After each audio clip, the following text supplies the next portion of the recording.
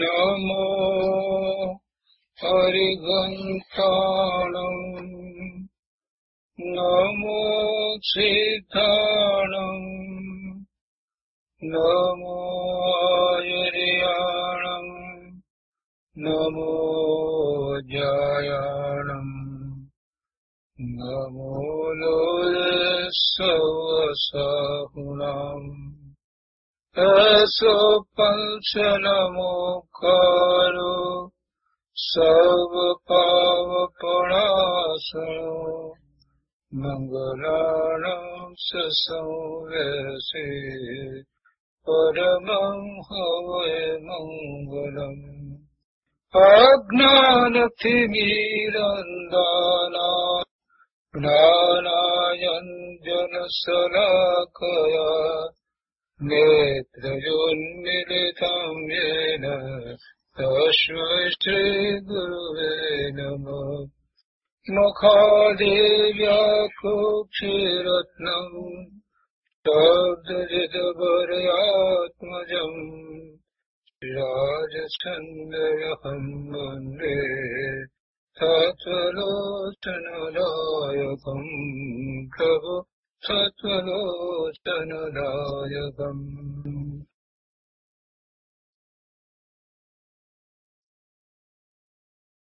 આત્મસિદ્ધિ. કૃપાળુદેવ શ્રીમદ રાજચંદ્રજી રચિત આત્મસિદ્ધિ નો સ્વાધ્યાય આપણે કરી રહ્યા છીએ. એમાં 38 ગાથા સુધી સ્વાધ્યાય કર્યો છે. હવે આજે આગળ 39મી ગાથાથી સ્વાધ્યાય આપણે લઈશું. તો ગાથા 39, 40 અને 41 એ 3 ગાથાનો સ્વાધ્યાય આપણે આજે સાથે કરી રહ્યા છીએ. તો એ 3 ગાથા બોલો.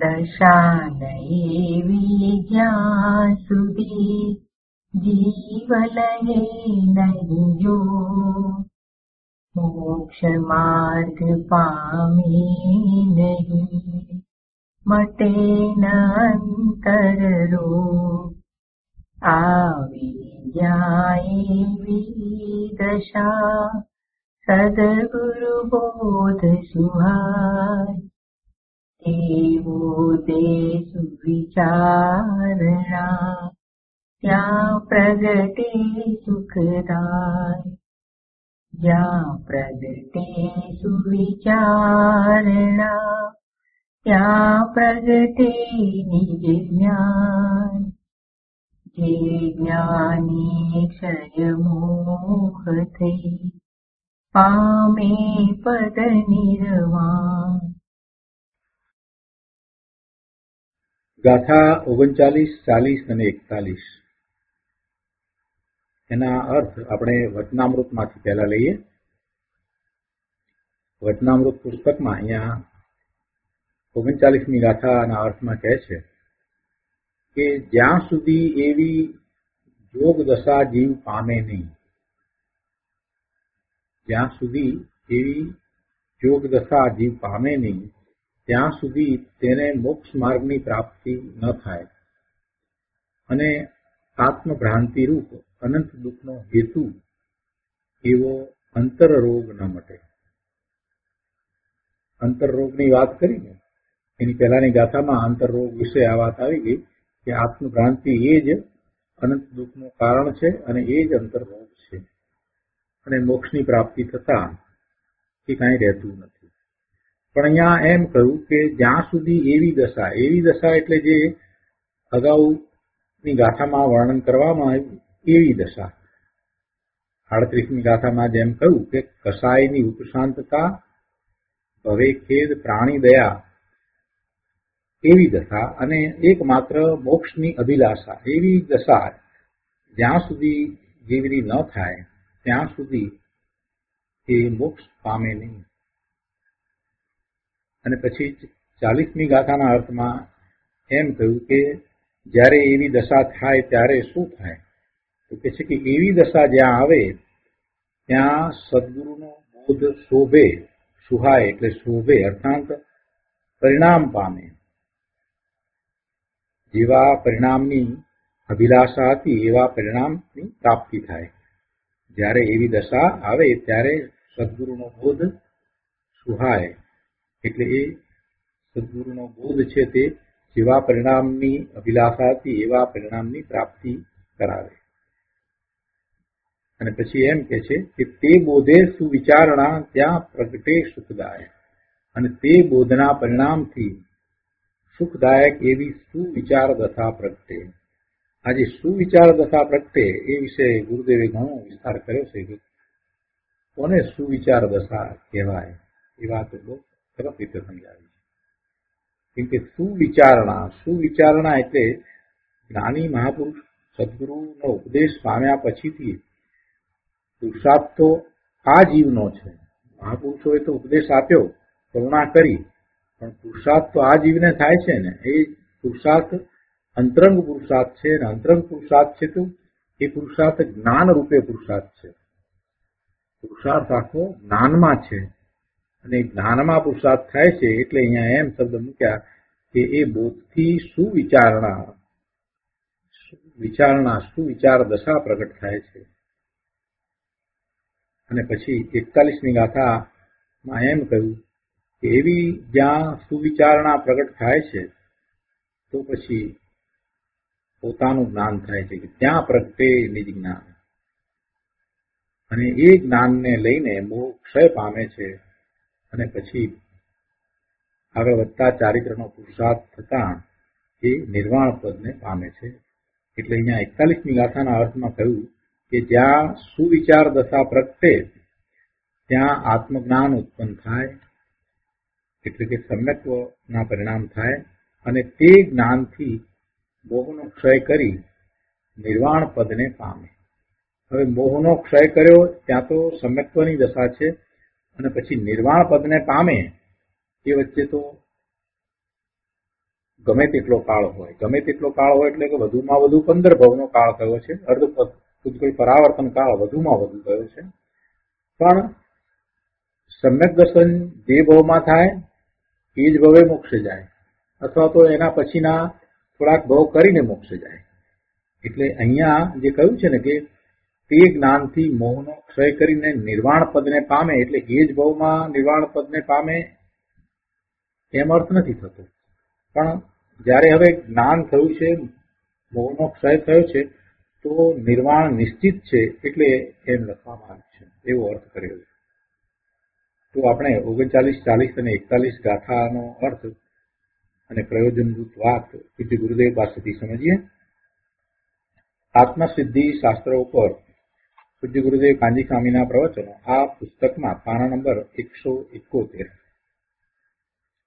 અહીંયા 39મી ગાથાના અર્થમાં કહે છે કે જ્યાં લગી આગળ કઈ તેવી સત્પાત્ર દશા પામે નહીં. આગળ કઈ એટલે 38મી ગાથામાં જે વાત કરી તે પ્રમાણે, અને એ પહેલા પણ જે વાત કરી આત્માર્થીના લક્ષણ દર્શાવ્યા એ પ્રમાણે એવી પાત્રતા એને પર્યાયમાં નથી ત્યાં સુધી, જ્યાં લગી આગળ કઈ તેવી સત્પાત્ર દશા પામે નહીં ત્યાં લગી તેને મોક્ષ માર્ગની પ્રાપ્તિ ન થાય. એનો અર્થ એ થયો કે એવી પાત્રતા તો એને કેળવવી જ પડે. કેવી પાત્રતા કેળવવી પડે કે જેમાં એને કશાય મંદ પડ્યા હોય, અને એકમાત્ર મોક્ષની અભિલાષા હોય, ભવનો ભય લાગ્યો હોય. હવે ભવનો થાક લાગ્યો છે, અને હવે ભવનો ભય લાગે છે કે હવે બહુ વધુ જોઈતા નથી. અને દયા, આપણે બંને પ્રકારે દયાનો વિચાર કર્યો કે વ્યવહારથી દયા અને નિશ્ચયથી દયા. એવી દયા, પ્રાણી દયા, એમાં બંને દયાનો આપણે વિચાર કર્યો. એવી દયા જેને પ્રગટ થઈ છે ત્યાં આત્માર્થ નિવાસ, એમ જે 38મી ગાથામાં કહ્યું છે.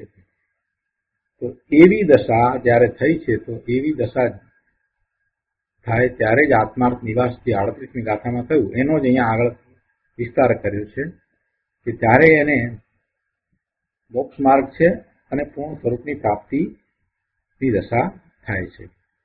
પણ જ્યારે હજી એમાંનું કાંઈ થયું નથી, કશાય પણ મંદ પડ્યા નથી, મોક્ષની એવી અભિલાષા પણ નથી, હજી ભવનો થાક પણ નથી લાગ્યો, અને પોતાના સ્વભાવ ભાવની હિંસા દરેક સમયે જે થાય છે તો એ તરફ પણ એનું લક્ષ્ય નથી.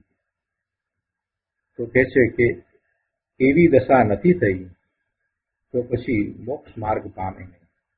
અને એ વાતને ગુરુદેવે સમજાવી છે. એટલે કહે છે કે જ્યાં લગી આગળ કઈ તેવી સત્પાત્ર દશા પામે નહીં, એટલે કે એવી દશા થાય નહીં, ત્યાં સુધી તેને મોક્ષ માર્ગની પ્રાપ્તિ ન થાય, અકસાય ભાવને લાયક ન થાય. અકસાય ભાવ તો આત્માનો ભાવ છે, એ તો એનું સ્વરૂપ છે, એ તો એનો સ્વભાવ છે. આત્મામાં તો કોઈ કસાય નથી, પણ પર્યાયમાં એ અકસાય ભાવને પ્રગટ કરવો છે ને, એટલે એ અપેક્ષાથી અહીંયા એમ કહ્યું કે અકસાય ભાવને લાયક ન થાય. જો શક્તિ અપેક્ષાએ તો સર્વ જીવ છે તે અકસાય ભાવે છે. શક્તિ અપેક્ષાએ તો અકસાય ભાવે છે અને પોતાના અકસાય સ્વરૂપને પ્રગટ કરે એવો સક્ષમ છે. પણ પર્યાયમાં પ્રગટ કરવું છે ને, તો પર્યાયમાં પ્રગટ કરવું છે તો એની એવી પાત્રતા પણ જોઈશે, એવી યોગ્યતા પણ એને કેળવવી પડશે. એટલે એ અપેક્ષાથી અહીંયા એમ કહ્યું છે કે મોક્ષ માર્ગની પ્રાપ્તિ ન થાય, અકસાય ભાવને લાયક ન થાય. આગળ કઈ તેવી પાત્રતાનું વીર્ય પણ જેનામાં નથી તેને નિર્મળ આત્માની વાત અંતરમાં પરિણામ પામે નહીં. જો વીર્ય એટલે શક્તિ, એવું વીર્ય તો બધાને અંદરમાં તો પડ્યું છે, પણ એ શક્તિ અપેક્ષાએ છે, એ તો અનંતકાળથી છે.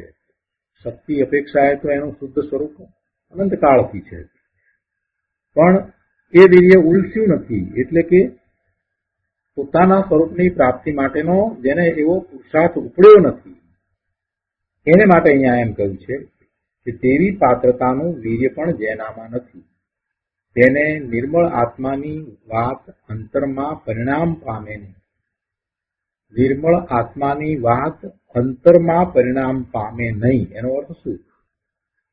આત્મા તો શુદ્ધ સ્વરૂપ જ છે, અને એવા શુદ્ધ સ્વરૂપની વાત એને અંતરમાં બેસે નહીં, અને જેમ છે તેમ પકડાય નહીં, માત્ર શબ્દમાં રહે. પોતાનો આત્મા શુદ્ધ છે, પોતે શુદ્ધ છે, આ બધી વાત એને માત્ર શબ્દને વિશે રહે, પણ પોતે એવો શુદ્ધ છે એમ અંતરમાં એવા પરિણામ થાય.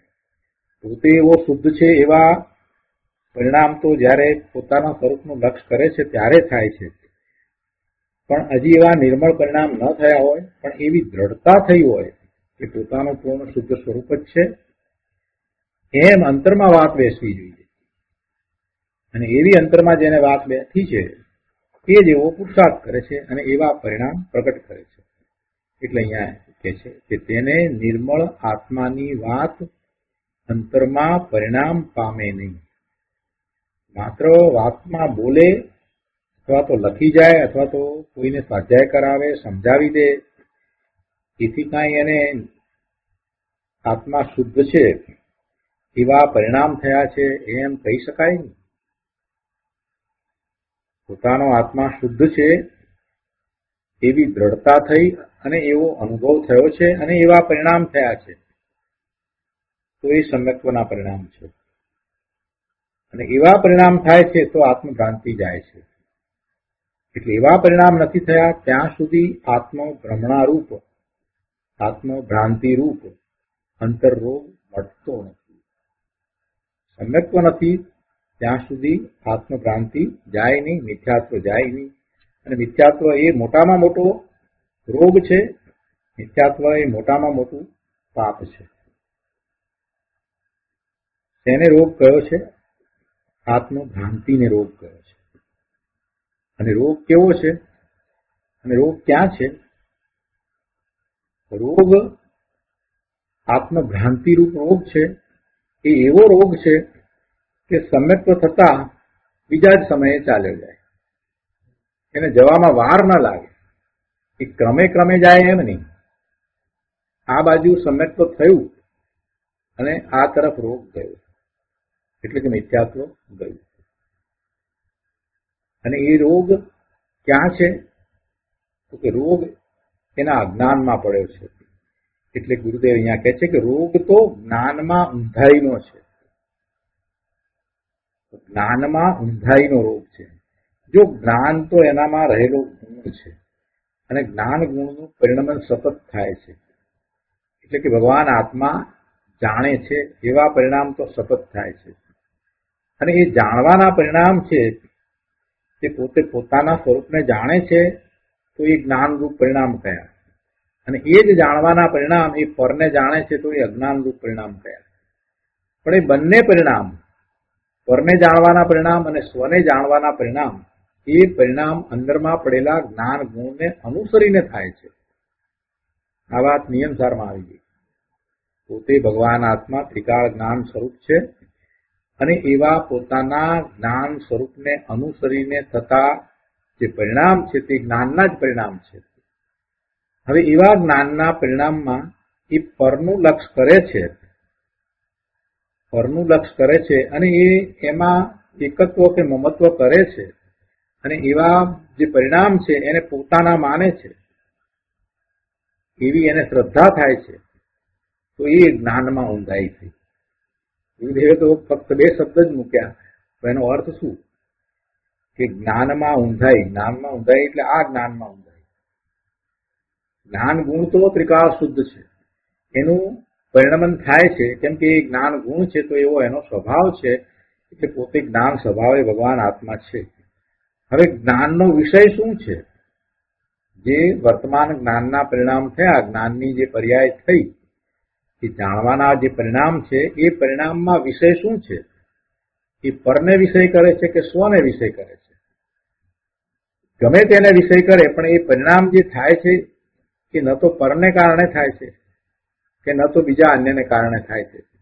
જે પરિણામ થાય છે એ તો પોતાના જ્ઞાન ગુણને અનુસરીને જ પરિણામ થાય છે. બીજા કોઈ ગુણને અનુસરીને પણ એ પરિણામ નથી થતા, પરને અનુસરીને પણ પરિણામ નથી થતા. પરિણામ તો પોતાનામાં રહેલા જ્ઞાન ગુણને અનુસરીને પરિણામ થાય છે. પણ એ પરિણામની વાત અહીંયા કરી છે કે એમાં જે પરને અનુસરીને થતા નથી છતાં પણ એમાં પર સંબંધીનું જ્ઞાન છે, પોતાને અનુસરીને થાય છે પણ એમાં પર સંબંધીનું જ્ઞાન છે અને એને એ પોતે પોતાનું સ્વરૂપ માને છે, એવી જ્ઞાનમાં ઊંધાઈ છે. અને એને આત્મ ભ્રમણારૂપ અંતરરૂપ કહેવામાં આવ્યો છે. આ ઊંધાઈ જે પડી છે એ એને પોતાને વિશે પડી છે. આ જ્ઞાનમાં ઊંધાઈનો જે ભાવ છે એ એનો પોતાનો છે. એટલે આ અંતરરોગ કયો, એ શરીરમાં બહારમાં ક્યાંય રોગ નથી. શરીરમાં રોગ હોય એ તો આત્માને સ્પર્શતોય નથી. શરીરમાં ગમે તેવી ઉપાધિ હોય, રોગ હોય, અસાતા હોય, ભલે ને રહ્યું, એ ક્યાં આત્માને સ્પર્શે છે? પણ આ તો રોગ અંતરરોગ છે, આત્મ ભ્રમણારૂપ રોગ છે. અને એ રોગમાં શું છે તો કહે છે કે રોગ તો જ્ઞાનમાં ઊંધાઈનો છે. હવે આવી ઊંધાઈનો રોગ છે એને મટાડવા માટે બીજા કોઈ વૈદ્યની જરૂર નથી, પોતે જ એને મટાડી શકે એવો છે. રોગ તો જ્ઞાનમાં ઊંધાઈનો છે. કર્મના નિમિત્તનો સંયોગી ભાવ એટલે કે ભવનો ભાવ. કર્મના નિમિત્તનો સંયોગી ભાવ, કર્મના નિમિત્તને કારણે ભાવ તો જીવનો છે, જેને સંયોગી ભાવ કહ્યો. સંયોગી ભાવ એટલે જે કર્મના નિમિત્તે જે સંયોગ આવ્યા છે એ સંયોગ સાથે એ જોડાયો છે અને જે ભાવ છે તેને સંયોગી ભાવ કહીએ છીએ. એને ઔદૈક ભાવ પણ કહેવામાં આવે છે. તો એવો ભાવ સંયોગી ભાવ, એ સંયોગી ભાવ કેવો છે? એ તો ભવનો ભાવ છે, ભવના ભ્રમણ કરવાનો ભાવ છે, ભવમાં ગમવાનો ભાવ છે. સંયોગી ભાવ તો એવો હોય કેમ કે એ શુભાશુભ રૂપે હોય. સંયોગી ભાવ તો શુભ અને અશુભ ભાવ રૂપે છે. અને શુભ અશુભ ભાવ જે છે એ તો બંધનું કારણ છે, તો ભ્રમણનું કારણ છે. અહીંયા કહે છે કે કર્મના નિમિત્તનો સંયોગી ભાવ એટલે કે ભવનો ભાવ મટાડવા રૂપ નિર્દોષપણું પ્રાપ્ત કર્યા વિના એ ભાવ રોગ મટે નહીં. ભવને ન જોઈએ, ભવ નથી જોઈતા, એ ભવનો ભાવ જે છે એને મટાડવો છે. જે ભવનો ભાવ છે, ભવ કરવાનો ભાવ છે, એને મટાડવા રૂપ નિર્દોષપણું એને પ્રાપ્ત કરવું પડે. સંયોગી ભાવ એટલે કે ભવનો ભાવ એને મટાડવા રૂપ નિર્દોષપણું પ્રાપ્ત કર્યા વિના એ આ ભાવ રોગ મટે નહીં, આ ભવનો ભાવ છે એ મટે નહીં. એટલે એવું નિર્દોષપણું છે તે પાત્રતા છે. જેનામાં પાત્રતા થઈ હોય તેને પ્રભુતાનો યોગ મળ્યા વિના ન રહે. એવી પાત્રતા જેને થઈ છે એને પ્રભુતાનો યોગ મળ્યા વિના ન રહે. પ્રભુતાનો યોગ એટલે શું? કે પોતાનું પૂર્ણ શુદ્ધ સ્વરૂપ છે એવું સ્વરૂપ એ જ પ્રભુતા છે, એ પોતાની પ્રભુતા છે. તો એવી પ્રભુતાની પ્રગટતા નો યોગ એને મળી રહે છે. એટલે કે એવા નિમિત્ત મળી જાય છે. પોતાની પ્રભુતા પ્રગટ કરવા માટે એને એવા નિમિત્ત મળી જાય છે. પ્રભુતા પોતે પ્રગટ કરે છે પોતાના પુરુષાર્થથી, પણ એમાં દેવગુરુ શાસ્ત્રના નિમિત્ત હોય છે. દેવગુરુ શાસ્ત્રનું એમાં નિમિત્ત હોય છે. એટલે અહીંયા ગુરુદેવ વાત કરે છે કે મનુષ્ય ક્ષેત્રમાં સર્વજ્ઞ વિતરાગ ભગવાનની કોઈ કાળે હાજરી હોય, કોઈ કાળે હાજરી હોય અને કોઈ કાળે કોઈ ક્ષેત્રને વિશે હાજરી ન હોય. પણ જ્યાં મનુષ્યનું ક્ષેત્ર છે, બધા મનુષ્ય ક્ષેત્રનો વિચાર કરીએ તો મનુષ્યનું ક્ષેત્ર છે તો કોઈ મનુષ્યના ક્ષેત્રને વિશે તો પ્રભુની હાજરી હોય જ છે. એટલે અહીંયા ગુરુદેવે એમ કહ્યું છે, જેમ કે અહીંયા ભરત ક્ષેત્રને વિશે તીર્થંકર ભગવાન સર્વજ્ઞ પરમેશ્વરની અત્યારે ગેરહાજરી છે, પણ મહાવીર ક્ષેત્રને વિશે તો પ્રભુ બિરાજે છે ને તીર્થંકર ભગવાન. એટલે એ અપેક્ષાથી વિચાર કરીએ તો કે છે કે મનુષ્ય ક્ષેત્રમાં સર્વજ્ઞ વિતરાગ ભગવાનની કોઈ કાળે ગેરહાજરી હોય નહીં. ભરત ક્ષેત્રમાં ભલે અહીંયા નથી, પણ જગતમાં જેટલા મનુષ્ય ક્ષેત્ર છે બધા ક્ષેત્રની અપેક્ષાથી વિચાર કરીએ તો કોઈને કોઈ મનુષ્ય ક્ષેત્રને વિશે તો તીર્થંકર ભગવાન, કેવળી ભગવાન ઉપસ્થિત હોય, ત્યાં હોય. 13મું ગુણસ્થાન છે એ શાશ્વત ગુણસ્થાન છે. 13મું ગુણસ્થાન છે એ શાશ્વત ગુણસ્થાન છે. 1લું, 4થું, 5મું, 6થું અને 13મું આ 5 ગુણસ્થાન છે તે શાશ્વત ગુણસ્થાન છે. કોઈને કોઈ જીવ પહેલા ગુણસ્થાને તો હોય જ, એવું બને જ નહીં કે મિથ્યાત્વ ગુણસ્થાને કોઈ જીવ ન હોય, એવું બને જ નહીં. એ જ રીતે એવું પણ ન બને કે ચોથા ગુણસ્થાને અવિરતિ સમ્યક દ્રષ્ટિ ન હોય, એવું પણ ન બને. એ જ રીતે 5મા ગુણસ્થાને પણ કોઈ ને કોઈ જીવ તો હોય, 5મે, 6થે અને 13મા ગુણસ્થાને પણ કોઈ ને કોઈ જીવ તો હોય. આ શાશ્વત ગુણસ્થાન છે. આ શાશ્વત ગુણસ્થાન છે. એટલે કે દરેક સમયની અપેક્ષાથી વાત કરી છે. 7મા ગુણસ્થાનનો જે સમય છે ને એ 7મે તો થોડોક સમય હોય, એટલે એ ગુણસ્થાને એ 6થે આવી ગયો હોય. એટલે એવું પણ બને કે એ 6થે આવી ગયા હોય, પણ 4થે, 5મે, 6થે તો હોય જ. એ રીતે મિથ્યાત્વનું ગુણસ્થાન પહેલું, એ ગુણસ્થાને પણ કોઈને કોઈ જીવ હોય જ. પહેલે ગુણસ્થાને તો અનંત જીવો હોય. અને 13મા ગુણસ્થાનની દશામાં દિનેશ્વર ભગવાન, કેવળી ભગવાન, હરિહમ પરમેશ્વર હોય જ. મનુષ્ય ક્ષેત્ર હોય તો હોય જ. એ વાત અહીંયા કરી છે. કેમ કે પહેલા કહ્યું ને કે પ્રભુતાનો યોગ મળ્યા વિના ન રહે. હવે પ્રભુતાનો યોગ પોતાના પૂર્ણ સ્વરૂપને પ્રગટ કરવા રૂપ જો પ્રભુતાનો વિચાર કરીએ તો કેવળી ભગવાનનો યોગ જોઈએ. કેવળી ભગવાનની નિદ્રામાં જ કેવળ જ્ઞાન થાય. એટલે એ અપેક્ષાથી ગુરુદેવે અહીંયા સર્વજ્ઞ પરમેશ્વરની વાત લીધી કે સર્વજ્ઞ પરમેશ્વર પણ હોય જ છે.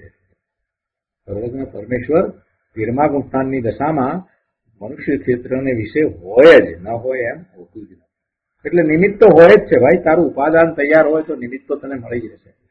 અત્યારે ભરત ક્ષેત્રને વિશે આપણને તીર્થંકર ભગવાનના, કેવળી ભગવાનના વિરહ પડ્યા, પણ તેથી શું, જો પાત્રતા છે તો પછી અહીંથી નીકળીને જીવ દેવલોકમાં જઈ અને સમ્યક દ્રષ્ટિ જીવ છે અને સમ્યક દર્શન પછી જો એને આયુષનો બંધ પડે છે તો દેવલોકમાં જશે. અને દેવલોકમાં આયુષ પૂરું કરી અને પછી જ્યાં તીર્થંકર ભગવાન, કેવળી ભગવાન બિરાજતા છે એમની નિદ્રામાં ત્યાં એ ઉત્પન્ન થશે અને પોતાનું કાર્ય આગળ દપાવશે.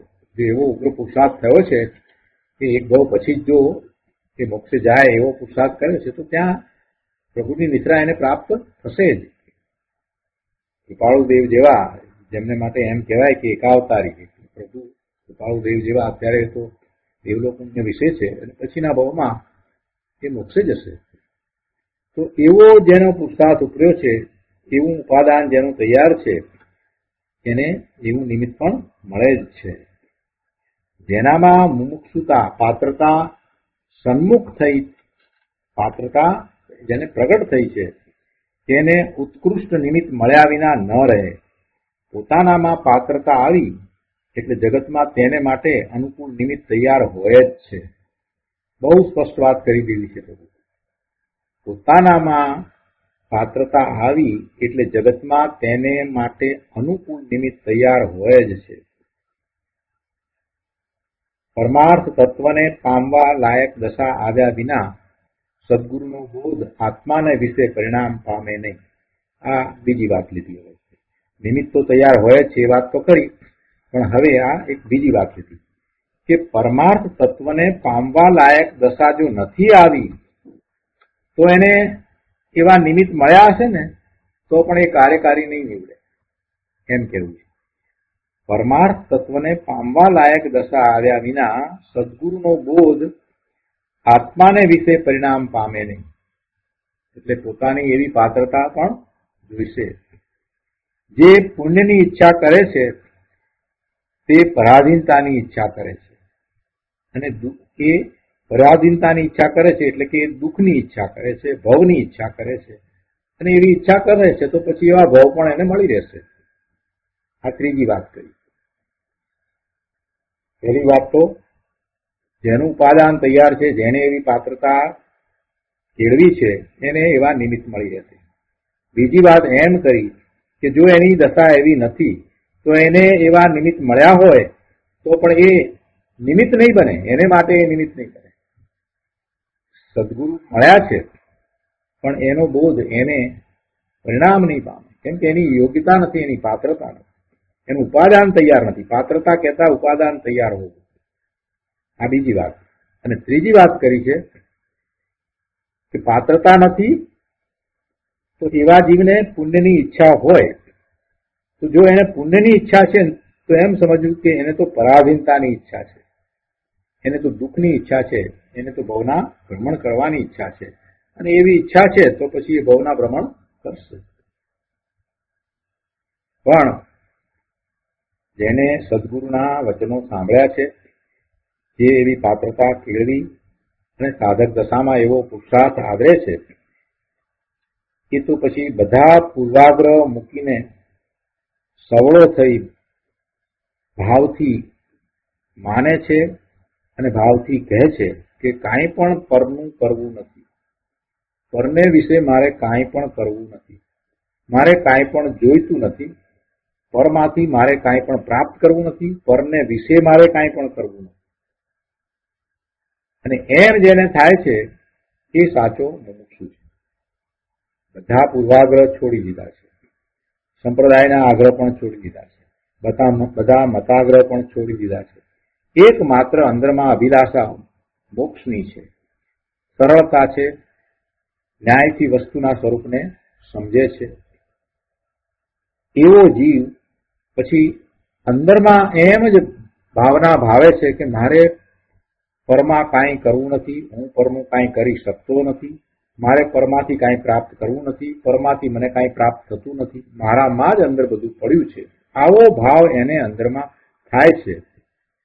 અને એમ થયા વિના જ્ઞાનની શ્રદ્ધા જ આવતી નથી. એટલે એવો ભાવ એને થાય જ છે, ને એવો ભાવ થાય છે તો એવો જીવ સ્વાનુભૂતિ કરે છે, સ્વનો અનુભવ કરે છે. એટલે સમ્યક દર્શન, સમ્યક જ્ઞાન થાય છે. અને એવા સમ્યક દર્શન, સમ્યક જ્ઞાન ના પરિણામે થાય છે તો પછી સમ્યક શ્રદ્ધા પણ થાય છે.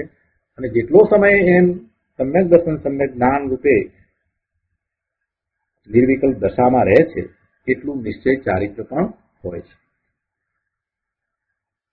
આગળ એટલે કહે છે કે પ્રથમ સાચું જ્ઞાન જેમ છે તેમ જાણવું એ જ શરૂઆત છે, એ જ એકડો છે.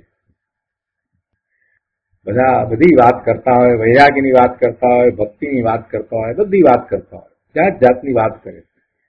પણ ગુરુદેવે સ્પષ્ટ કહ્યું કે પ્રથમ સાચું જ્ઞાન જેમ છે તેમ જાણવું એ જ એકડો છે. ચારિત્રની વાત હમણાં રહેવા દો. ચારિત્ર તો થશે જ, અને ચારિત્રનો પુરુષાર્થ તો સમ્યક દ્રષ્ટિને થાય જ. પોતાના સ્વરૂપનો અનુભવ થયા પછીથી ભલે ને બહારમાં એ સૂટ પહેરીને ફરતો દેખાય તો એને ચારિત્રનો પુરુષાર્થ તો અંદરમાંથી ઉપડી જ ગયો છે. હવે બાહ્યમાં એ ચારિત્રનો પુરુષાર્થ થઈ જશે. જે આજ ભાવમાં મોક્ષે જવા વાળા તીર્થંકર પરમેશ્વર છે, એવા તીર્થંકર પરમેશ્વરને પણ ચારિત્રનો પુરુષાર્થ ઉપડતા ઘણો સમય નીકળી જાય છે. જે ક્ષાયિક સંકિતિ છે, જે પરમ ઔદારિક શરીર લઈને આવ્યા છે, જે તીર્થંકરનો જીવ છે, એવા ઋષભદેવ ભગવાનનો વિચાર કરીએ તો ઋષભદેવ ભગવાનનું આયુષ્ય 84 લાખ પૂર્વનું હતું. એમાંથી 83 લાખ પૂર્વનો સમય ગયો ત્યાં સુધી તેમણે દીક્ષા લીધી ન હતી. આપણે પૂર્વની જગ્યાએ એને વર્ષમાં લખી નાખીએ અને જો એમ વિચાર કરીએ તો એમ પણ કહી શકીએ કે જો 84 વર્ષનું કોઈનું આયુષ્ય હોય અને 83 વર્ષ સુધી પણ જો એ દીક્ષા ન લે તો પણ એ મોક્ષે જઈ શકે. એનો જ અર્થ થયો ને. બીજી રીતે આ તો સમજવા માટે વાત છે. ચારિત્રનો પુરુષાર્થ કેટલો જોઈએ? ચારિત્રના પુરુષાર્થ માટે કોઈ સમયનો ગાળો નિશ્ચિત નથી હોતો. ગજસુકુમારનો વિચાર કરીએ તો ગજસુકુમાર કૃષ્ણ ભગવાનના નાના ભાઈ એ નેમનાથ ભગવાનના દર્શને ગયા.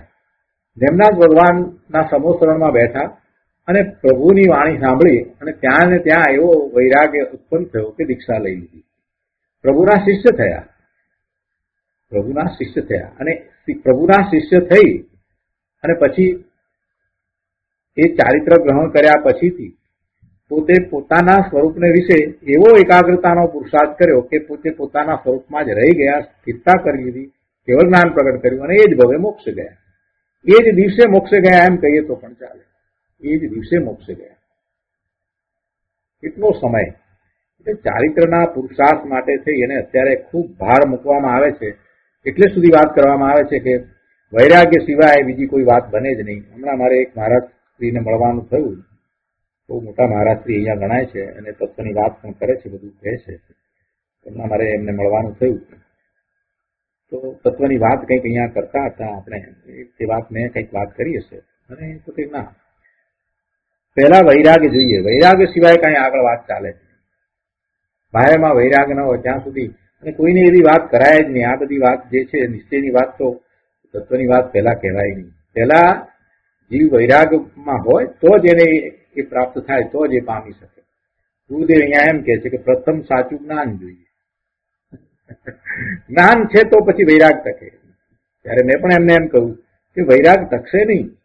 જ્ઞાન વિનાનો વૈરાગ પાંગળો હોય, એ વૈરાગ ટકે નહીં, જાજો સમય રહે નહીં. એવા વૈરાગ તો અનંતવાર કર્યા. જો ને આપણા માતા પિતા કોઈ મોટી ઉંમરના જયારે અવસાન પામે તો આપણને થોડા દિવસ માટે કેવો વૈરાગ આવી જાય. બધું છોડી દઈએ અને ન કરતા હોય એવા ધર્મના પ્રયોગો કરવા માંડીએ. જે નિયમિત પહેલા નોખા કરતા હોય એ બધા ક્રિયાકાંડ વગેરેમાં એકદમ ડૂબી જઈએ. પણ બધું કેટલો વખત ચાલે? થોડો વખત થાય એટલે બધું ભૂલાઈ જાય. ધીરે ધીરે પાછા પોતાના જે નિયમિત કાર્યક્રમ જે છે એમાં પાછા પલોટાઈ જઈએ. એવા વૈરાગ તો ઘણી વાર થાય. એવા વૈરાગ તો થાય પણ એ વૈરાગ ટકતા નથી. જ્ઞાન હોય તો જ વૈરાગ ટકે. એટલે ગુરુદેવે સૌથી પહેલી વાત મૂકી કે પ્રથમ સાચું જ્ઞાન જેમ છે તેમ જાણવું એ જ એકડો છે, એ જ શરૂઆત છે. જેને અંતરરોગ ટળ્યો તેને ભવ ભ્રમણ ટળ્યા વિના રહે નહીં. અંતરરોગ શું છે? ભ્રમણા છે, અજ્ઞાન છે, મિથ્યાત્વ છે. એ કઈ રીતે ટળે? તો કે જ્ઞાન દ્વારા ટળે. પોતે પોતાના સ્વરૂપનું જેમ છે તેમ જ્ઞાન કરે છે અને પછી એવો પુરુષાર્થ કરી અને સહાનુભૂતિ કરે છે તો અનુભવ સહિત એને સમ્યક્ત્વ છે, અનુભવ સહિત એને સમ્યક જ્ઞાન છે, અનુભવ સહિતની એની દશા છે. તો એને હવે અંતરરોગ ટળ્યો છે, અને અંતરરોગ ટળ્યો છે તો એને હવે સંકિતી થયો છે તો ભવના ભ્રમણ હોય નહીં, એને ભવના ભ્રમણ હોય નહીં. આંગળીને વેધે ગણાય એટલા જ ભવ હોય, એથી વિશેષ ભવ હોય નહીં. અને જેને અંતરરોગ ટળ્યો નથી એટલે કે મિથ્યાત્વ સહિત છે તેને ભવરોગ ટળે નહીં, એને ભવના ભ્રમણ થશે. તો આ રીતે 39મી ગાથા અહીંયા આપણે પૂરી કરીએ છીએ. હવે સુવિચારણા કેમ પ્રગટે એની વાત 40મી ગાથામાં કરવામાં આવી છે. એમાં અહીંયા કહે છે કે આવે જ્યાં એવી દશા સદગુરુ બોધ સુહાય. એટલે જે વાત અત્યારે કરી યોગ્યતાની પાત્રતાની એ બધી જે વાત કરી, તો એવી દશા જયારે આવે છે ત્યારે સદગુરુનો બોધ જે છે એ પરિણામ પામે છે, એટલે કે એ સિદ્ધ થાય છે. જે સદગુરુએ બોધ આપ્યો હતો એ બોધ તો મોક્ષનો માર્ગ હતો, અને મોક્ષના માર્ગ રૂપે જે બોધ હતો એ હવે શોભી ઉઠે છે, એટલે કે આ જીવ હવે એ માર્ગમાં આવે છે. અને તે બોધે સુવિચારણા, જ્યારે એવો બોધ કાર્યકારી થઈ જાય છે ત્યારે સુવિચારણા પ્રગટે છે, અને પછી સુખની પ્રાપ્તિ થાય છે. તો ગુરુદેવે એને જે રીતે સમજાવ્યું છે એ રીતે આપણે સમજીએ. 40મી ગાથાના અર્થમાં ગુરુદેવ કહે છે કે પાત્રે પ્રભુતા પ્રગટે. બહુ નાનું વાક્ય છે પણ યાદ રાખવા જેવું આ વાક્ય છે. પાત્રે પ્રભુતા પ્રગટે. પાત્ર વિના, એવું પાત્રતા થયા વિના પ્રભુતા પ્રગટે. એટલે કહે છે કે પાત્રે પ્રભુતા પ્રગટે એ ન્યાયે યથાર્થ મુમુક્ષુતા થયે કસાયની મંદતા હોય જ. એવું મુમુક્ષુપણું થાય ત્યારે પછી કસાય મંદ પડે જ છે. એ જ પાત્રતા છે. જ્ઞાની પુરુષોએ સંમત કરેલ જે સમ્યક દર્શન, જ્ઞાન અને ચારિત્ર, રાગ રહિત, પુણ્ય આદિ શુભ ભાવ વિનાની જ્ઞાન માત્ર દશા, જ્ઞાન સ્વરૂપમાં ટકવું, તે જ ચારિત્ર. એટલે સમ્યક દર્શન, સમ્યક જ્ઞાન અને સમ્યક ચારિત્ર એ જ મોક્ષ માર્ગ છે. સમ્યક દર્શન, સમ્યક જ્ઞાન અને સમ્યક ચારિત્ર એ જ મોક્ષ માર્ગ છે. ઉમા સ્વાતીજી ભગવાને પણ એમ જ કહ્યું, સમ્યક દર્શન, જ્ઞાન, ચારિત્રાની મોક્ષ માર્ગ. તત્વા સૂત્રમાં પહેલું સૂત્ર એમ જ કહ્યું. તો કહે છે કે એવું જેનું લક્ષ્ય છે, મોક્ષ માર્ગનું જેને લક્ષ્ય છે, મોક્ષ માર્ગની અભિલાષા જેને છે, તેવા યથાર્થ તત્વના જિજ્ઞાસુને સતની અને સદગુરુના યોગની જિજ્ઞાસા થયે સદગુરુનો બોધ તે લાયક જીવમાં શોભે છે, અથવા તો એમ કહીએ કે સદગુરુનો બોધ એને ફળે છે. એની સમાલોચના કરતા ગુરુદેવ કહે છે કે પહેલી વાત મોક્ષની વાત, બીજી વાત પંચ મહાવિધેયની વાત, ત્રીજી વાત સાધક દશાના પુરુષાર્થના ન્યાય, ચોથી વાત સર્વજ્ઞના ન્યાય, તથા પાંચમી વાત નિરોધ અને સિદ્ધની સ્થિતિ. આ જે પાંચ વાત જે છે એ પાંચ વાત જે મોક્ષાર્થી છે એને રૂચે છે. એ વાતમાં એને સમજવામાં અને સમજીને પછી ધર્મ માર્ગમાં પ્રવર્તવામાં એને રૂચિ થાય છે. પણ જે અપાત્ર છે એને આ બધી વાત ગમતી નથી. એને મોક્ષની વાત પણ રૂચે નહીં, મોક્ષની વાત પણ ગમે નહીં. અને પંચ મહાવિદેય ક્ષેત્રની વાત, એટલે કે પ્રભુ બિરાજી રહ્યા છે એ ક્ષેત્રની વાત, પ્રભુની વાત, તીર્થંકર પરમેશ્વરની વાત, અને એમના સમોત્રણમાં કેટલાય કેવળી ભગવાન અખંડ પરમેશ્વર બિરાજી રહ્યા છે એ બધી વાત. સાધક દશામાં જે પુરુષાર્થ છે, કેવો પુરુષાર્થ? તો પક્ષપાત રહિત, ન્યાય સહિતનો જે પુરુષાર્થ છે, સ્વરૂપના લક્ષ્ય થતો જે પુરુષાર્થ છે એની વાત. અને સર્વજ્ઞ ભગવાનની વાણીમાંથી જે સત્ય પ્રકાશ્યું છે એ ન્યાયથી સુસંગત છે, એટલે કે જેનું સ્વરૂપ અનેકાંત સ્વરૂપ છે, એવી સર્વજ્ઞ ભગવાનના ન્યાયની વાત. તથા નિગોદ અને સિદ્ધની સ્થિતિ, એટલે કે જીવને નિગોદની દશા હોય કે સિદ્ધની દશા હોય પણ પોતે અંદરમાં તો ભગવાન આત્મા જ છે, પોતે પૂર્ણ શુદ્ધ સ્વરૂપ શક્તિ અપેક્ષાએ છે. અને એ નિગોદની દશા હોય કે સિદ્ધની દશા હોય, ગમે તે દશા હોય, પણ એની કોઈ પણ દશાને વિશે એના પૂર્ણ શુદ્ધ સ્વરૂપમાં કોઈ ફેર પડતો નથી એવો સ્વીકાર, અને એવો સ્વીકાર કરી અને પોતાની સિદ્ધ સમાન દશાને પ્રગટ કરવી, આ વાત. તો આ 5 પ્રકારની વાત છે એ અપાત્ર જીવને રૂચે નહીં. જો આ પાત્રતાની વાત ગુરુદેવે સમજાવી, બહુ સરસ રીતે સમજાવી. આવી પાત્રતા હોય. જો તને આમાંની એક પણ વાતમાં અરુચિ થતી હોય તો સમજી લે કે તારી પાત્રતામાં ખામી છે. અને એવો જો અપાત્ર જીવ છે તો એની પાસે અધ્યાત્મનો ગ્રંથ આવે તો એ અધ્યાત્મના ગ્રંથનો એ અભ્યાસ પણ ન કરે, એનો સ્વાધ્યાય પણ ન કરે, અથવા તો જો કદાચ વાંચે તો એનામાંથી ઊંધા અર્થ નીકાળે અને ધર્મને લજવે. ધર્મને લજવે એટલે કે એને માટે એ ધર્મને લજવે છે. ધર્મ તો ધર્મ જ છે, પણ બીજાની આગળ એ ઊંધી વાત કરે કે અમારા જૈન ધર્મમાં આમ છે. દ્રવ્યાનું યોગનો ગ્રંથ જો એના હાથમાં આવી ગયો હોય, સમય સારમનો ગ્રંથ આવી ગયો હોય, તો એ એના વિશે નિશ્ચય આભાસી થઈ અને અનેક પ્રકારે મિથ્યા માન્યતાઓ પ્રવર્તાવે. એમ જૈન દર્શનને એ લજવે અને શાસ્ત્રને પણ લજવે. કોઈને એમ થાય કે આવી વાતો બધી અંદર હોય, આવી વાત હોય, એમાંથી એ એવું ઊંધું કાઢે કે શુભભાવથી ધર્મ નથી, માટે શુભભાવ કોઈએ કરવો નહીં. અશુભ ભાવ હશે કે શુભ ભાવ હશે, બંને સરખા છે, ગમે તેવો ભાવ કરો કાંઈ વાંધો નથી, એવું ઊંધું કે એમાંથી પકડે અને બીજાને એ વાત કરે તો શું થાય? શાસ્ત્રને પણ લજવે જ ને, અને ધર્મને પણ લજવે. આ અપાત્ર જીવને, જેની પાત્રતા નથી, એની આગળ દ્રવ્યાની યોગની જો વાત કરવામાં આવે તો ગમે તે થઈ શકે. માટે કહ્યું છે કે સુપાત્ર જીવ યોગ્ય દશા પ્રાપ્ત કરે ત્યારે સદગુરુ બોધ શોભે.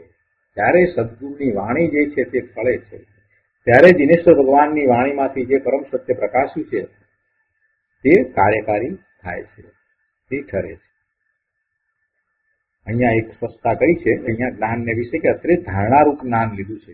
કેમ કે જયારે જ્ઞાન થયું એમ જો કહીએ તો પછી એને સમ્યક તો પ્રગટ થયું છે, એટલે પછી તો પુરુષાર્થ બધો ચારિત્રનો જ હોય છે. એટલે અહીંયા જે ઉપરની વાત કહી, જે જ્ઞાનની વાત જે કહી કે એમાં એમ સમજવાનું છે, ધારણારૂપ જ્ઞાન લીધું છે. એટલે કે જે દ્રવ્ય સૂતના અભ્યાસ રૂપ જે વાત છે, જે માહિતી રૂપ છે, છતાં પણ એ દ્વારા એ નિર્ણય કરે છે, સ્વ અને પરનો નિર્ણય કરે છે. ધારણા જ્ઞાન રૂપ એની દશા છે, એની વાત લીધી છે. તો કે છે અહીંયા કે પછી આ જે દશા પ્રાપ્ત કરે છે ત્યારે એ સદગુરુનો બોધ શોભે છે, ખરે. તો એમાં હવે આગળ કહે છે કે પછી સુવિચાર દશા જાગૃત થાય છે અને સદબોધ પરિણામ પામે છે. સાધક સ્વભાવની શોભા વધારે છે. ગુરુદેવ અહીંયા સમજાવે છે કે અહીં સુવિચાર દશા લીધી છે. સુવિચાર દશા, ઉપલક વિચાર તો અનંતવાર કર્યા, ઉપરથી તો વસ્તુના સ્વરૂપને વિચાર્યું, ચર્ચાઓ કરી, લખાણો પણ લખ્યા, બીજાઓને સમજાવ્યું, આ બધું તો અનેક વાર કરી ચૂક્યો છે. પણ એ બધું ક્યાં રહ્યું? ચર્ચામાં જ રહ્યું. એ બધું ખોટી પંડિતાઈમાં રહી ગયું, પણ એને આત્મસાત નથી કર્યું ને, એટલે ગુરુદેવ અહીંયા એના માટે ઉપલક શબ્દ મૂક્યો છે. ગુરુદેવ કહે છે કે ઉપલક વિચાર તો અનંતવાર કર્યા, છતાં તે અપૂર્વ દશા થઈ નહીં. એવી પોતાની પૂર્વે ન થયેલી, ક્યારેય પૂર્વે નથી થઈ એવી અપૂર્વ દશા. કેવી અપૂર્વ દશા છે? તો કે જેમાં પોતાને પોતાના સ્વરૂપનો, પોતાના જ્ઞાન આનંદ સ્વરૂપનો અનુભવ થાય છે, એવી અપૂર્વ દશા એ ઉપલક વિચાર કરવાથી થતી નથી. પણ પાત્રતાથી, જ્ઞાનીની આજ્ઞાથી અને બોધ સ્વરૂપની સુવિચારણાથી પવિત્રતાની, શુદ્ધતાની આગાહી દેખાય. એ બહુ સરસ રીતે મૂકી છે. પહેલા તો એવી પાત્રતા કેળવે છે, અંદરમાં એવી અભિલાષા છે, મોક્ષની એકમાત્ર મોક્ષની અભિલાષા છે, બીજી કોઈ અભિલાષા નથી.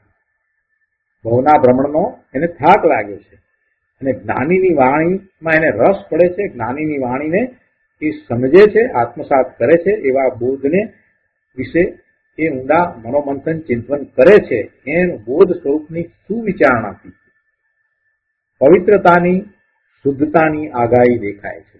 આ કરે છે એને વિશે એમ લાગે છે કે આને શુદ્ધતા પ્રગટ થશે, આગાહી દેખાય છે. ગુરુદેવ બહુ સરસ શબ્દ છે. અપૂર્વ વીર્ય ઉલ્લાસ જ્ઞાનમાં દેખાય, તેમાં શંકા ન પડે.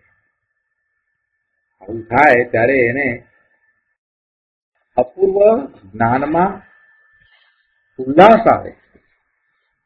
જ્ઞાનમાં અપૂર્વ ઉલ્લાસ આવે એટલે કે પોતાના શુદ્ધ સ્વરૂપને વિશે એને કોઈ પ્રકારે શંકા તો નથી, પણ આશંકા ન થાય અને પોતે આવો જ છે એમ સ્પષ્ટ થઈ જાય. અને એવું સ્પષ્ટ થતા અંદરમાંથી આનંદ આવે. અપૂર્વ વીર્ય ઉલ્લાસ જ્ઞાનમાં દેખાય.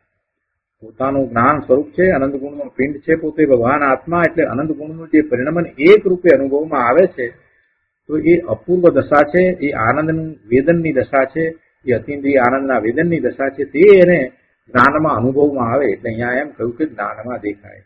અને એમાં પછી એને કાંઈ શંકા રહેતી નથી, કોઈ પ્રકારે શંકા રહેતી નથી. પોતાનું જે સ્વરૂપ છે એના વિશે પછી શંકા રહેતી નથી.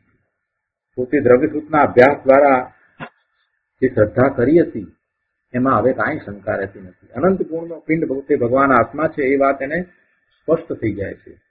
ભલે એમાં જ્ઞાનનું પરોક્ષપણું છે, પણ જે વેદન છે તે પ્રત્યક્ષ છે. અને એ વેદન છે, એ વેદનની અંદર જે આનંદ આવે છે તે અપૂર્વ છે, અલૌકિક છે. તે લૌકિક આનંદ નથી, તે અતિન્દ્રિય છે. અને એ આનંદમાં એને બધો સ્વાદ આવી જાય છે. અનંત ગુણના પરિણમનનો સ્વાદ આવી જાય છે. જેમ શરબત છે તો એની અંદર 10 પદાર્થો નાખ્યા છે, તો જે સ્વાદ આવે છે તે તો શરબતનો આવે છે, પણ છતાંય એમાં એને ખ્યાલમાં આવી જાય છે કે આની અંદર આ 10 પદાર્થો નાખેલા છે. એમાં ઇલાયચી નાખેલી છે, એની અંદર ખાંડ નાખેલી છે, એમાં મીઠું નાખેલું છે, એમાં લીંબુ નાખેલું છે, એમાં બદામ નાખેલી છે. આ બધું એને ખ્યાલમાં આવી જાય છે. એ અનુમાન થઈ જાય છે કે અંદર આ વસ્તુ છે. સ્વાદ તો શરબતનો આવે છે, એકરૂપ સ્વાદ છે.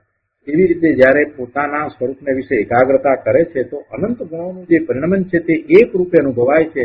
એટલે સ્વાદ તો એવો અલૌકિક આવે છે, પણ એ સ્વાદમાં એને ખ્યાલ આવે છે કે પોતાનામાં આવા આનંદ ગુણ પડ્યા છે.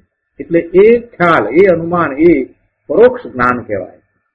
આત્મજ્ઞાનની વાત છે, એને જ્ઞાન કહ્યું છે, બહારની માહિતીની વાત નથી. બહારની માહિતીને જ્ઞાન નથી કહ્યું. પોતાના આત્માનું જ્ઞાન એને અહીંયા પરોક્ષ જે કહેવામાં આવે છે એ આ રીતે એનું પરોક્ષપણું છે. પણ એ સમ્યક થાય છે. સમ્યક એટલા માટે થાય છે કે એને એવો અનુભવ થાય છે. અને પ્રત્યક્ષપણું શું છે? તો પ્રત્યક્ષપણું તો જે વેદન છે તે પ્રત્યક્ષપણું છે. અને આ પરોક્ષપણું એટલા માટે કહ્યું કે પછી આગળ વધીને જયારે કેવળ જ્ઞાન થાય છે તો પછી પોતાના અનંત ગુણો એને પ્રત્યક્ષ થઈ જાય છે. પોતાનું જેવું સ્વરૂપ છે એ એને પ્રત્યક્ષ થઈ જાય છે. એટલે કેવળ જ્ઞાનની અપેક્ષા એ આ સમ્યક જ્ઞાન છે એને પરોક્ષ કહેવાય છે. એ પરોક્ષ જ્ઞાન કહેવાય છે. પણ એમાં જે દર્શન છે, જે અનુભવ છે એ પ્રત્યક્ષ. અને પછી જે શ્રદ્ધા થઈ તે સમ્યક શ્રદ્ધા થઈ. અને આને આપણે સંકિત કહીએ છીએ. અને એવું સંકિત થાય છે ત્યારે આપણે શ્રદ્ધાની અપેક્ષાએ વાત કરીએ છીએ કે દર્શન મૌનીય ગયું. પણ દર્શન મૌનીય એકલું ગયું છે એમ નહીં, કર્મની બીજી પ્રકૃતિઓ પણ એમાં જાય છે. એને જ્ઞાન થયું છે. અહીંયા આપણે વાત એ કરી રહ્યા છીએ કે એને અપૂર્વ વીર્ય ઉલ્લાસ જ્ઞાનમાં દેખાય અને એને શંકા ના પડે. પછી આગળ પણ વાત કરે છે અહીંયા શંકા ના પડે એટલે કે એને બીજાને પૂછવા જવું ના પડે. એક ઉદાહરણ આપીને અહીંયા સમજાયું છે કે જેમ પ્રભાતની સંધ્યાની રતાશ દેખાય તેમ સાધક દશાની શુદ્ધતાના ચિહ્ન પ્રથમથી દેખાય. બીજાને પૂછવું ન પડે. તેથી આવે જ્યાં એવી દશા સદગુરુ બોધ સુહાય, તે બોધે સુવિચારણા ત્યાં પ્રગટે સુખદાય. એમ કૃપાળુદેવે કહ્યું. આત્માના અવ્યાવાદ સુખને દેનારી સુવિચાર દશા પ્રગટે. આત્માના અવ્યાબાદ સુખને દેનારી સુવિચાર દશા પ્રગટે. અવ્યાબાદ સુખની પ્રાપ્તિ તો પછી થાય છે. સુવિચાર દશા એટલે સુવિચાર દશા જે છે એ પછીનો પુરુષાર્થ દર્શાવે છે. એ પછીનો પુરુષાર્થ દર્શાવે છે. સમતાના સ્વરૂપની જાતનો આનંદ આવો જ હોય છે. એમ સદગુરુ બોધથી સુપાત્ર જીવને તે બોધ બીજ ઉગે એટલે પરિણામ પામે. સમ્યક તો થયું એટલે એવા પરિણામ, નિર્મળ પરિણામ થયા. અને એનો આનંદ સમતાના સ્વરૂપની જાતનો, સમતાનું સ્વરૂપ એટલે પોતાનું શુદ્ધ સ્વરૂપ છે, એનો આનંદ એટલે જે પૂર્ણ આનંદ જે પ્રગટ થાય છે તો એ આવો જ હોય છે, આ જ જાતનો હોય છે. સમ્યક વખતે જે આનંદ આવ્યો છે એ જ જાતનો આનંદ પૂર્ણ દશાની વખતે હોય છે. અહીંયા અંશે છે, પછી ત્યાં પૂર્ણપણે છે. બસ એટલો ફેર છે. એટલે આ જે બોધ બીજ ઉગ્યું છે તો હવે એ પૂર્ણ વૃક્ષ થઈ અને ચાલશે. સુવિચાર દશા વિશે આગળ પણ અહીંયા ગુરુદેવ કહે છે કે સુવિચાર દશા વડે નિર્મળ દશા ઉગડે. એવી જ્ઞાન દશા થાય કે તે અનંત અવ્યાબાદ સ્વરૂપની સ્થિતિ પમાડે અને તે જાતની સુખદાયી દશાનો અંશ ઉગડે. અહીંયા તો અંશ ઉગડે છે, પછી એમાં આગળ વધતા એને પૂર્ણ દશાની પ્રાપ્તિ થાય છે. દેવે આગળ કહ્યું હતું કે સાચા સુખની સામગ્રીના હેતુ કહીશ તો તે અહીં કયા. અહીંયા આ રીતે કહે. અને વળી આગળ પણ આવશે કે એ જ ધર્મથી મોક્ષ છે, તું છો મોક્ષ સ્વરૂપ. એ જ ધર્મથી મોક્ષ છે. ક્યાંય એમ ના આવ્યું કે ભક્તિથી મોક્ષ છે, એવું તો આવ્યું નહીં. ભક્તિ માર્ગ છે એક જગ્યાએ ક્યાંક કોઈકને પત્રમાં લખ્યું તો તેના સાથે અપેક્ષા સહિત લખ્યું છે કે જો તને તારા સ્વરૂપને વિશે એકાગ્રતા નથી થતી તો તું અત્યારે ભક્તિ કરે. ભક્તિ કર એવા અર્થમાં એ વાત કરી છે, કોઈકને સમજાવવા માટે. બાળ જીવને આપણે ઘણી વાર એવી રીતે સમજાવીએ છીએ કે ભાઈ તારાથી આ ન બને તો કઈ વાંધો નહીં, આ કરે ને એ પણ એના જેવું જ છે. બસ એવી ત્યાં પત્રમાં વાત થઈ છે કે આ લોકોએ પોતાને પુરુષાર્થ નથી કરવો, જ્ઞાન માર્ગનો પુરુષાર્થ નથી કરવો ને એટલે આમ પકડીને બેસી ગયા છે કે કૃપાળુ દેવે તો ભક્તિની વાત કરી છે અને પછી કૃપાળુ દેવના પદો ગાયા કરે છે એને એ ભક્તિ માને છે. ભક્તિના સ્વરૂપ નહીં સમજતા નથી. ગાવું એ કઈ ભક્તિ નથી. ગાવામાં તો તમે સંગીતમય ગાઓ છો ને, એને એમાં કોઈ કે સરસ સંગીતમય ગાયું હોય ને વાજિંત્રો સાથે જો ગાયું હોય ને તો પછી એમ માને કે બસ હા તો પ્રભુમય થઈ ગયા. અને એ જ વસ્તુને કોઈએ સંગીત સિવાય આમનામ ગાઈ હોય ને તો એમાંથી ઉઠીને ચાલ્યા જાય. એના એ જ પદને આત્મસિદ્ધિ કોઈ બિચારા કરતા સવાજે ગાતા હોય, ભાવથી ગાતા હોય, એમાં વધુ લોકો નહીં બેસે. પણ કોઈક વાજિંત્ર સાથે ગાતા હશે ને તો પછી ત્યાં બધા બેસશે. સારા અવાજથી ગાતા હોય, રાગમાં ગાતા હોય તો બધા બેસી જાય. અને એને ભક્તિ છે, એને ભક્તિ છે. ભક્તિના સ્વરૂપને સમજતા નથી. ગુરુદેવ એવું ક્યારેય કહ્યું નથી. એટલે તો અહીંયા ગુરુદેવે વાત લીધી છે કે એ જ ધર્મથી મોક્ષ છે, તું છો મોક્ષ સ્વરૂપ. હવે આવી વાત કરી હોય ત્યાં ભક્તિની ક્યાં વાત કરે? એ હજી આગળ આવશે. લાયક જીવોને માટે જ જ્ઞાનીનો બોધ છે. લાયક જીવો માટે જ જ્ઞાનીનો બોધ છે. ખાર ભૂમિમાં બીજ બળી જાય, ખારી જમીન હોય ને એમાં બીજ બળી જાય. એટલે પાત્રતા કેળવી ન હોય ને તો આ બોધ જે છે ને એ બોધરૂપ પરિણમતો નથી, એ નિષ્ફળ જાય. પણ એ નિષ્ફળ જાય છે તો જ્ઞાનીને કાંઈ એમાં નિષ્ફળતા નથી મળતી, એ પેલાને નિષ્ફળતા તો મળે છે. જેને પાત્રતા નથી એને નિષ્ફળતા છે. જ્ઞાનીને શું છે? જ્ઞાની તો પોતાના સ્વરૂપને વિશે છે, એને ક્યાં એમાં નિષ્ફળતા કે કઈ છે? આગળ પણ અહીંયા કહ્યું છે કે આત્મતત્વને અવિરોધપણે વિચારવાથી સમ્યક દર્શન આત્મજ્ઞાન ઉત્પન્ન થાય. પણ હું પરમાર્થનો ઈચ્છુક છું કે સંસારનો? શું કહે છે? આત્મતત્વને વિરોધ વિના અવિરોધપણે વિચારવાથી સમ્યક દર્શન આત્મજ્ઞાન ઉત્પન્ન થાય. પણ હું પરમાર્થનો ઈચ્છુક છું કે સંસારનો, તેનો જ એને વિચાર નથી. વળી હું કોણ છું, મારું સ્વરૂપ શું છે અને રાગીપણું તે શું, તેની પરીક્ષા શક્તિ જેને નથી તેને આત્માની અંતરંગ વિચાર દશા કેમ થાય? એટલે કે ન જ થાય. પહેલા તો એ કહ્યું કે અવિરોધપણે આત્મતત્વને વિચારવાથી આ સમ્યક્ત્વની પ્રાપ્તિ થાય. પણ હું પરમાર્થનો ઈચ્છુક છું કે સંસારનો, એનો જેને વિચાર નથી, બધું ચાલશે એવી મૂળતા વાળો જે છે એને એ કાંઈ પ્રાપ્ત થતું નથી. વળી પોતાના સ્વરૂપને વિશે પણ એને ભ્રાંતિ છે, અથવા તો પોતાને એમાં રસ નથી કે હું કોણ છું. ઘણા લોકોને એમ જ છે કે આ અત્યારે વર્તમાન જીવન છે એટલું જ જીવન, પછી બીજું કોને ખબર ક્યાં શું હશે. ઘણા જૈનો પોતાની જાતને જૈન કેવડાવે છે, એવા વાણિયાના દીકરા દીકરીઓને એમ છે કે કોને ખબર હવે પછી શું હશે, એના કરતા ખાઈ પીને મજા કરો. આવું માનવા વાળા મોટા મોટા જજ, મોટા ફિલોસોફર પણ મેં જોયા છે, એમની સાથે વાતચીત કરી છે. આત્માને વિશે કાંઈ નહીં, હું કોણ છું એનો વિચારે નહીં. અરે કોને ખબર, જે હશે તે રમેશભાઈ જવા દો ને, અત્યારે ખાઈ પીને લહેર કરો. અરે શું વાત કરો છો તમે? તમે આટલો અભ્યાસ, આવા ફિલોસોફર, આવા મોટા મોટા પુસ્તકો વાંચો ફિલોસોફીના, ને તમે આવી વાત કરો છો? આટલા મોટા જજ છો અથવા તો આટલા મોટા ડોક્ટર છો ને આવી વાત કરો છો? એવા જીવો હોય છે, આવા જીવો ઘણા હોય છે, બીજી બધી રીતે સારા, પણ આ વાતમાં બહુ નબળા છે. પોતાના સ્વરૂપનો વિચાર કરવા તૈયાર ન થાય એટલે પછી સાચા જ્ઞાનીની પરીક્ષા અને આ બધી વાત તો પછી ક્યાંય એમને માટે દૂર રહી ગઈ. વળી કેટલાકને તો પુણ્યની મીઠાશ હોય, ભવની મીઠાશ હોય, તો એને ક્યાંથી આત્માર્થ સૂજે?